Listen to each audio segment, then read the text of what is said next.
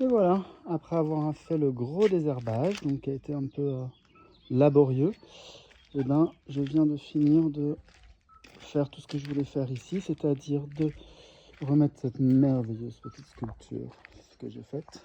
Donc avec les iris au centre et la Thanaisie qui a été repiquée là.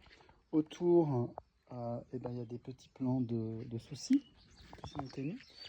Puis sur la bordure, on va retrouver des plumbago, des lantanas, avec des semis de cosmos orange qui ont été faits tout le long. Puis ensuite ici, il y a de l'aquilée. C'est de l'aquilée que j'avais déjà faite l'année dernière, que j'ai repiqué. J'ai ressemé de l'aquilée le long ici. Et puis après, de ce côté ici, et puis jusque là, c'est de la camomille matricaire en grand nombre.